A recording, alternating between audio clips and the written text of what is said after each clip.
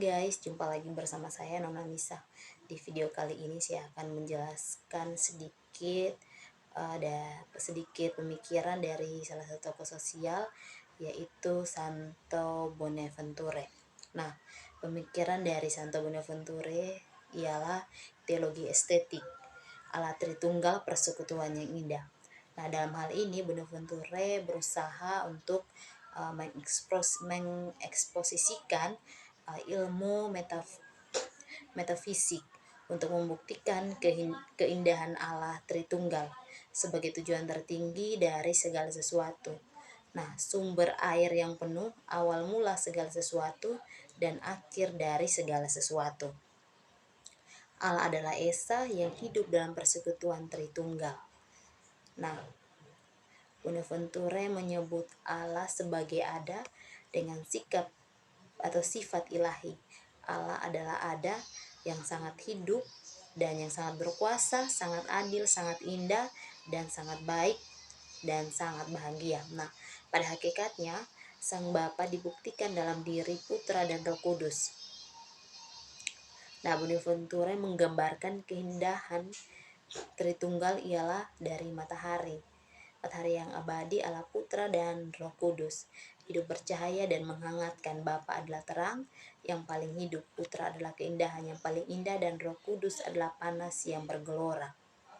Nah, Bonaventure menggambarkan keindahan itu sendiri ialah keindahan tertinggi ada dalam Allah itu sendiri. Nah, dalam surga dan pada tingkat tertentu, keindahan ilahi ada dalam alam ciptaan dan gereja. Beliau menulis bahwa keindahan yang agung ada dalam dunia ciptaan, tetapi masih lebih agung keindahan yang ada dalam gereja karena dihiasi oleh karunia-karunia karismati, dan yang masih lebih agung lagi ialah keindahan yang ada dalam Yerusalem atau surgawi, dan keindahan yang paling tertinggi ada dalam Tritunggal Maha Kudus. Nah, Bonaventure sendiri adalah beliau sangatlah kreatif. Mengapa dikatakan kreatif? Karena beliau menggunakan metafor dari alam ciptaan seperti sungai, bunga, cahaya untuk menjelaskan Allah Tritunggal, sebuah cara berteologi yang sangat dekat dengan citra rasa kultur masyarakat Indonesia, sebuah cara berteologi yang sangat dekat dengan citra rasa kultur masyarakat Indonesia. Nah, banyak suku di Indonesia menyebut Allah dengan menggunakan metafor-metafor Allah Tritunggal yang memiliki ciri estetik, dapat mendesak kita untuk memperhatikan relasi kasih dan kesetaraan antara sesama manusia. Nah, oleh sebab itu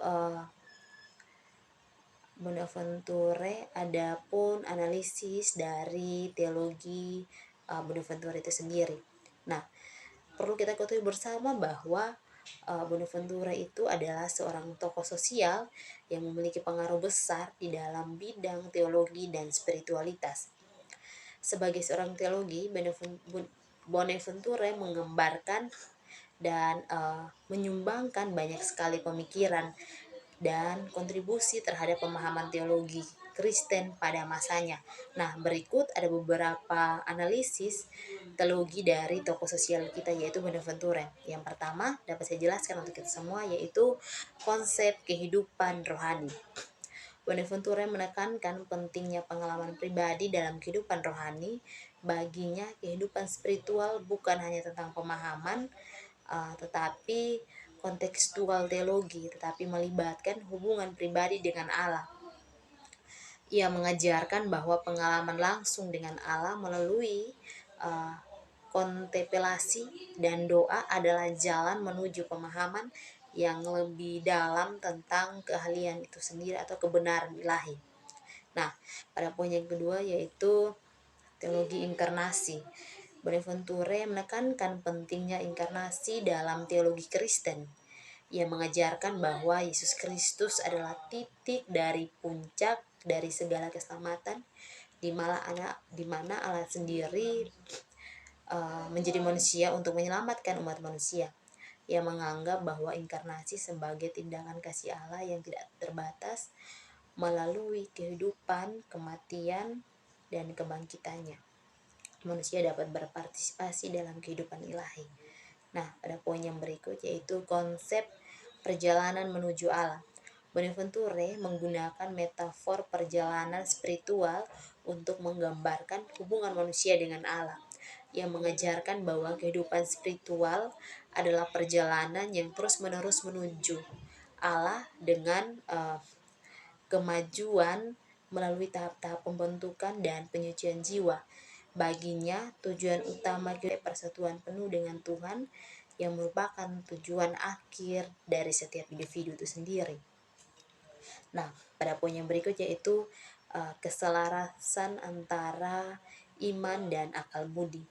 Bonaventure hubungan yang sehat antara iman dan akal budi baginya iman dan rasionalitas tidak saling bertentangan, melainkan saling melengkapi, yang mengajarkan bahwa akal budi dapat memperdalam pemahaman kita tentang iman, sementara iman memperluas cakrawala kita dalam pemahaman kebenaran ilahi. Oleh karena itu, iman dan akal budi seharusnya berjalan bersama dalam mengembangkan pemahaman teologi yang utuh. Nah, poin yang berikut yaitu keterpaduan antara spiritualitas dan keadilan sosial. Nah, salah satu aspek yang menonjol dari teologi Bonaventure adalah keterpaduan antara spiritualitas dan keadilan sosial, yang mengajarkan bahwa kehidupan rohani yang sejati harus mencakup komitmen untuk melayani sesama dan memperjuangkan keadilan dalam dunia ini. Baginya, cinta kasih terhadap Tuhan terus mencerminkan atau tercermin dalam cinta kasih terhadap sesama manusia, dan ketaatan terhadap Tuhan melibatkan tindakan konkret dan menuju kesejahteraan umum. Nah, dari analisis teologi Bonaventure sendiri menunjukkan bahwa ia integrasikan pemahaman teologi yang dalam praktik sosial yang aktif. Nah, pemikirannya menyoroti pentingnya hubungan pribadi dengan Tuhan, inkarnasi sebagai tindakan Allah, perjalanan spiritual menuju persatuan dengan Allah, dan keselarasan antara iman dan akal budi, serta keterpaduan antara spiritualitas dan keadilan sosial. Pemikiran yang kuat ini telah memberikan sumbangsi yang signifikan dalam teologi Kristen dalam mempengaruhi banyak orang dalam kehidupan spiritual mereka sendiri. Nah, dari pemikiran Bonaventure sendiri, adapun fenomena yang terjadi yaitu fenomena alam. Seperti yang dikatakan tadi bahwa Bonaventure itu sangatlah kreatif. Bonaventure menggunakan metafor-metafor dari alam ciptaan untuk menggambar. Pemikiran yang kuat ini telah memberikan sumbangsi yang signifikan dalam teologi Kristen dalam mempengaruhi banyak orang dalam kehidupan spiritual mereka sendiri. Nah, dari pemikiran Bonaventure sendiri, adapun fenomena yang terjadi yaitu fenomena alam. Seperti yang dikatakan tadi bahwa Bonaventure itu sangatlah kreatif. Bonaventure menggunakan metafor-metafor dari alam ciptaan untuk menggambarkan keindahan Allah Tritunggal. Nah, Bonaventure mengatakan bahwa bunga yang paling indah dari akar jese yang telah mekar pada inkarnasi dan layu pada saat penderitaan, sekarang mekar lagi pada kebangkitan, sehingga menjadi mahkota keindahan kita, tubuhnya yang paling mulia, paling indah, paling gesit, dan tidak dapat mati. Nah, dari cahaya kemuliaan hingga sesungguhnya dia melebihi matahari dan menunjukkan betapa indahnya tubuh manusia pada saat kebangkitan itu sendiri. Nah, tidak lupa juga tadi Bonaventure mengatakan bahwa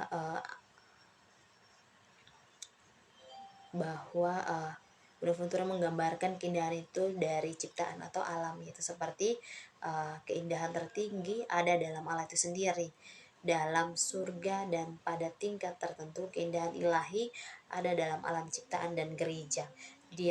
Beliau menulis bahwa keindahan yang agung ada dalam dunia ciptaan, tetapi masih ada yang lebih agung dari keindahan, ialah ada dalam gereja, seperti kiasan oleh karunia-karunia karismati, dan masih ada yang lebih agung dari keindahan itu, ialah dalam Yerusalem, yaitu surgawi, dan keindahan yang paling tertinggi ada dalam Tritunggal Maha Kudus.